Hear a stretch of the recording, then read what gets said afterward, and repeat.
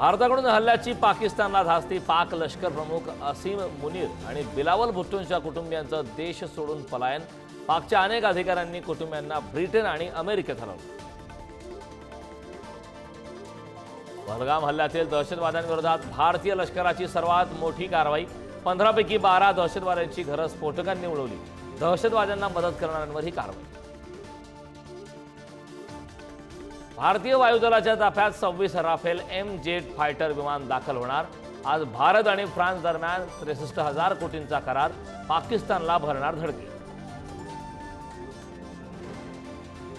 भारतात आलेल्या पाकिस्तानींचा व्हिसा रद्द। भारत सोडण्याची मुदत कालच संपली।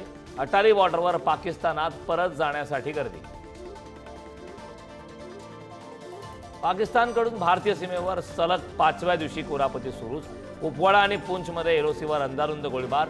भारतीय जवानांचंही चोख प्रत्युत्तर। पहलगाम हल्ल्यानंतर मुंबईत हाय अलर्ट। सीएसएमटी स्थानकावर गस्त वाढवली। काही स्थानकांमध्ये मॉक ड्रिल, पोलिसांचाही कडेकोट बंदोबस्त तैनात। मुंबईकरांचा प्रवास मागणार। बेस्ट बसचे भाडे दुप्पट होणार। भाडेवाढीला मुंबई महापालिकेची मंजुरी।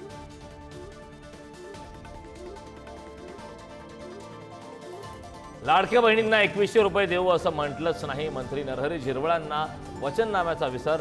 तर मतदान संपल्यानंतर आता पलटले। पैसे बिल्डरांच्या घशात जाणार, विरोधकांचा निशाणा। भंडाऱ्यात भरधाव ट्रकची कारला जोरदार धडक। भीषण अपघातात 4 जणांचा जागीच मृत्यू, 1 जण गंभीर जखमी। कोल्हापुरातील ज्योतिबा मंदिर आज दुपारी 4 वाजेपर्यंत दर्शनासाठी बंद। चैत्र यात्रेनंतर मंदिरात पारंपरिक पाकळणी सुरू असल्यानं मंदिर समितीचा निर्णय।